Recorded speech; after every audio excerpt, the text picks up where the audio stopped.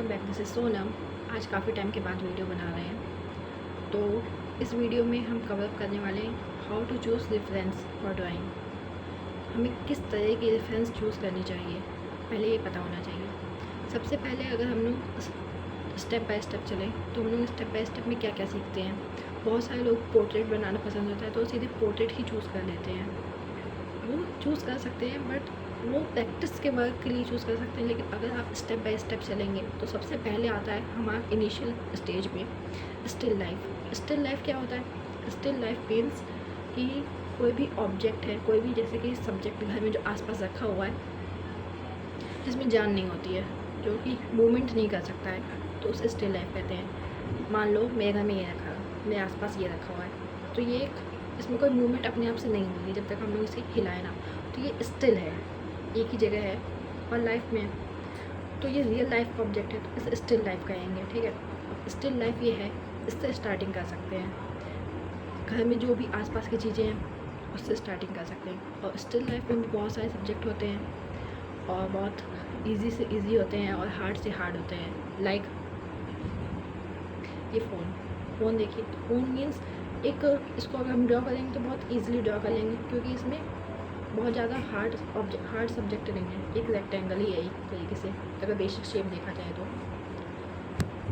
अगर इसे ड्रॉ करेंगे तो इसमें थोड़ा सा हल्का सा प्रॉब्लम आएगी क्योंकि उसके मुकाबले थोड़ा सा ज़्यादा कर्व वगैरह है, बट ये भी इजी है।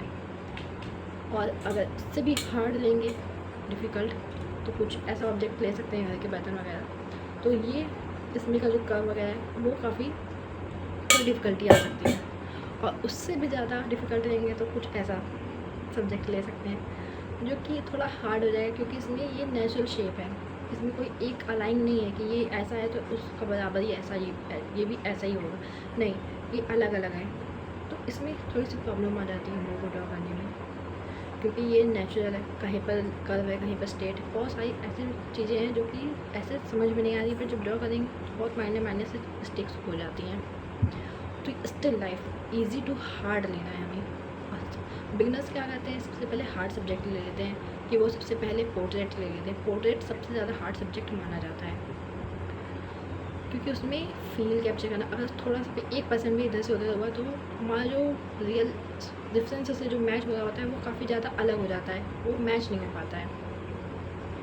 इसलिए पोर्ट्रेट बिल्कुल भी ना लें। अगर आप स्टार्टिंग से कर रहे हैं तो सबसे पहले स्टिल लाइफ लीजिए। स्टिल लाइफ में भी इजी टू हार्ड सब्जेक्ट लीजिए और उसके बाद अपने जो स्टेप्स है उनको खुद को चैलेंजेस दीजिए कि पहले स्टिल लाइफ ड्रॉ किया, उसके बाद रियल लाइफ से ड्रॉ किया कि रियल लाइफ में जैसे कि ये कोई सब्जेक्ट रखा है तो स्टिल लाइफ जैसे मैंने बताया तो उसमें पहले फ़ोटो खींचना है आपको, फ़ोटो खींच के फिर ड्रॉ करना है। फ़ोटो खींच के सिर्फ फ़ोटो से ड्रॉ नहीं करना है, मतलब मोबाइल से ड्रॉ नहीं करना है।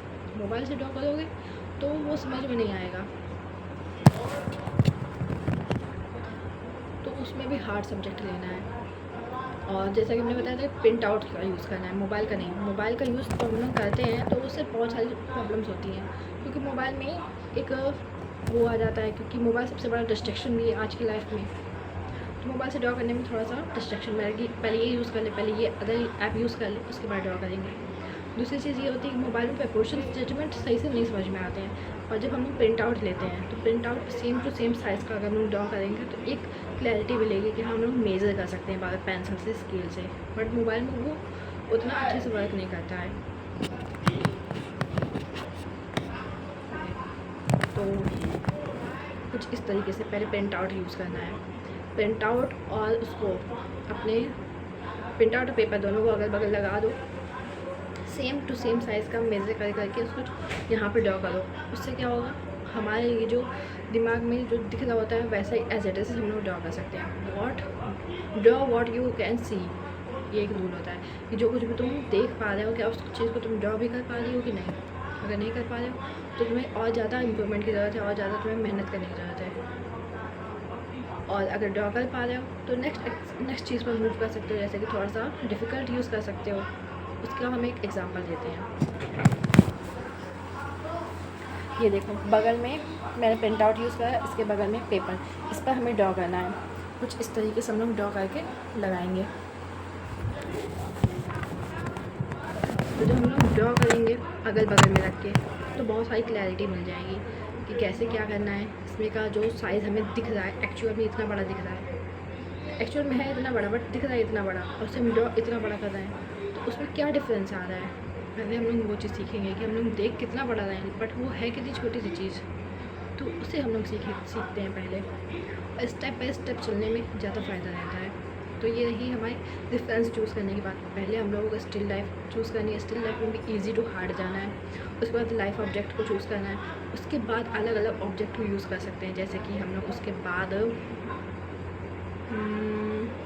हाँ स्टिल लाइफ, उसके बाद ड्रॉ फिल्म लाइफ, उसके बाद हम लोग पोर्ट्रेट वगैरह पे जा सकते हैं, पोर्ट्रेट या फिगर ड्राइंग के ऊपर, क्योंकि उसमें बहुत ज़्यादा माइनर से कर्व्स होते हैं, जो कि अगर थोड़ा सा भी इधर से उधर हुआ तो हम लोग को बहुत ज़्यादा प्रॉब्लम हो जाती है उसको बार बार रफ करने में, बार बार इरेज करके चेक करने में।